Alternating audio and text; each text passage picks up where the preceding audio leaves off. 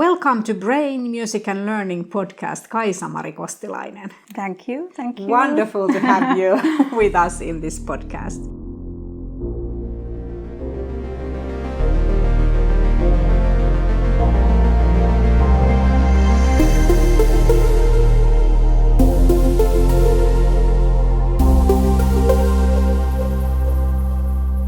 We are going to talk about the study called kangaroo families or singing kangaroo or what is it called? Singing kangaroo. Yes. Well, we had many names, but singing kangaroo was the last. Yes. That we and used. What does the kangaroo mean? Have you been studying in Australia? No. Kangaroo means it comes from kangaroo care. So we studied parental singing during kangaroo care, and kangaroo care is standard care with preterm infants in Finland.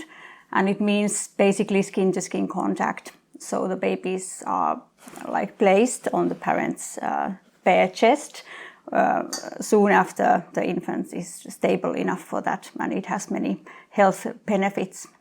So that's why we use so that's the best place for a baby to be in general, and especially if the baby was born preterm. Exactly. So it's good for every newborn, but especially for preterm infants. Yeah. And premature birth is quite common actually. It's not a rare condition at all. Yeah, well, it varies, of course, in different countries. In Finland, is around 6% of all labors are premature births. So if you're a teacher who has 20, 30 kids in the class, there might be one preemie or even two. Yeah. And of course, in Finland, the medical care is really, really good. So even the smallest infants have good chances to survive. So the survival rates are very high, but then there are often some consequences of premature birth. Yeah. So quite many actually from prematurely born infants have some kind of cognitive or language impairments at later age. Especially if they have been born at the smallest weeks. So then the risk is always highest to have some kind of impairments at later age. So there might be some severe medical conditions like hemorrhage or something like that, but that's less common, but then more common are these minor things like maybe delayed language development or some attention problems. Exactly. So of course, in our study, we were interested in this language development and how if singing could somehow benefit these children, as we know that preterm infants can have some that preterm birth can affect sound processing. So and again, sound processing can affect language development. So we wanted to see if singing could be beneficial for these children.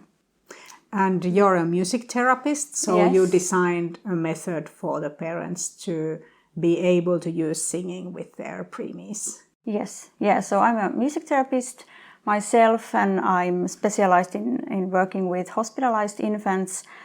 And so when the singing kangaroo started, it was so many years ago. I think it was 2013, and then I came abroad when I was, it was 2014, I think. I was doing my master's thesis within the project, and then I started to go to the hospital weekly and recruiting the families, and then I started to also have music therapy sessions there, to have this kind of activity in the hospital. So basically, what we just, the idea was that it's something that every families could use. So just sing some songs during the kangaroo care, and it doesn't even so matter what are the songs. So we didn't study certain songs if they have some effect, but mostly Finnish lullabies, which are really good for calming the infant down and also calming the parent down. So it's really important, as we know that preterm birth can be really hard for the parents, and the parents can have really high stress levels and anxiety and even depression. So we thought that maybe singing could also benefit the parents somehow. Yes. So that was also part of the project to study that. And they need encouragement to do that. So Yes. they actually need your help to be able to sing to their baby. They are thinking about different kinds of fears, like, am I singing the wrong notes, or is my voice somehow ugly, or whatever. So they really need help to understand that those things don't matter. Yes, and it's quite common in Finland. I think people have had, like, in their childhood, that they have needed to, like, sing in front of the class or something like this, that they have this feeling like my voice is horrible. But I always encourage them to say that by saying that it doesn't matter at this point, it's the most important voice for your child. And it's all about interaction. So not maybe think it's not like a concert situation. Yeah. It's all about interacting with the child, and the child will hear that you are there. And also through singing, you can really, like, put emotions there. So it can be a bit like easier even for the parents to sing than to talk, because they might be like, well, what do I say to like a baby who is in the hospital? So it can also, like, offer a way to be in contact in an appropriate way with an hospitalized infant. Yeah. And you found several results. So you found results on how the singing is affecting the parents, the singers themselves, and how it's affecting the baby's brain. So can we talk about those? Yes, we can. So what did the parents say? How does it affect them? Well, we had we were measuring the anxiety levels. We wanted to measure from both mothers and fathers, but we didn't get enough data from the fathers, so we couldn't analyze that, unfortunately. But we got enough data from the mothers, and the results show that after the intervention ended, the intervention was like several weeks. And of course, I have to say that we, of course, had like control group also, where the parents were not encouraged to sing. We didn't say that you cannot sing, because that wouldn't be ethical. If we think that it might be good for your child, we cannot say that you cannot do it. But we had this kind of like parent diary. So the parents were filling information there, that what was the sound environment during the kangaroo situation. So there we could see if the control group parents were singing. But in our case, they were not singing, so we could really compare these groups as basically silent one and the singing group. So after the intervention ended, so we collected the anxiety levels at the beginning and at the end of the intervention, and the results show that the mothers that were in the singing intervention group had reduced level of anxiety when compared to the beginning. Wow! So this was really an important results, because if we think about also like child development, if mother is super anxious and stress levels are high, it has impact also on the interaction and then on the child development. So this is really important to think about the parental well-being after preterm birth. So, yes. Yeah. So the parents, they were singing because of the baby and they wanted good health and good communication with the baby, but actually they benefited themselves also. Yeah. And if you think about the kangaroo care situation, if the mother or father can really relax, and if the singing can also calm them down, it will directly actually impact the child, because the child is like skin to skin. So it can be really like a positive, like this interaction that comes and goes. Yes. Yeah. So it is also like multisensory, because the baby can feel the skin of the parent, they can hear the voice of the parent, they can feel the movement and also breathing movements and maybe so on. even heart rate, yes. which is everything is like familiar from the womb. Yes. So it's really like developmentally supportive like environment in many ways. Yes, and even smell the mother or father. Yes, like recognize with many senses. Yes, and all these are really important for the attachment and bonding and all these. Yes. Like if you think about the hospital environment, otherwise it can be so like sometimes really quiet and sometimes really noisy. Yes. And then there can be, depending on what kind of room you are, if you are sharing a room or if you are in a room alone. And also these monitor sounds that can be really like sudden and high frequency, levels, and it can be really like stressful for the preterm infant and also like disrupt development, the brain development. And that's why we wanted to also have this EEG measurement at the end of the intervention, that we could see if the singing could like impact the sound processing. And from that measurement, we found out that also when we had the control group infants and the singing group infants had larger brain responses to these speech sounds. So then, of course, like we didn't have like really big groups, but anyway, we can have some results from that it might be beneficial also for the brain development. Yes, so in the very early phase, of course, the development of the auditory system is partially dictated by the genes, but also partially dictated by the sounds in the environment. Yes. So the singing is providing this best quality sound environment for the babies, especially compared to the hospital sound environment otherwise. Yes, and of course, like talking is also really important because nobody sings all the time. But like, for example, in my work, like when we got these results from the study, and then I was going weekly to the ward to have music therapy sessions with the families, I really understood that it's really important actually to talk about these things with the parents, because they don't know. They don't understand that it's actually really like critical period of the brain development when they are in the hospital, and what can they do when they are there, because actually like if they are just like passive, it can also make you anxious. But if you okay, I can sing, I can talk to the child, I can do these things, and they might like be beneficial. So it could also like help them to cope better with the situation. Oh, yes. So there might be like many benefits from these. So it's an important thought experiment for the parent to think about if the baby is born like 3 months before the due date. So what would those 3 months look like if the baby was still in the womb? The mother would be walking and talking and laughing and, living her life just like normally. And the fetus would be listening to all of that and maybe learning from some of it, learning to recognize some songs that the mother is singing or some music that she's listening to. But now the baby is in the hospital.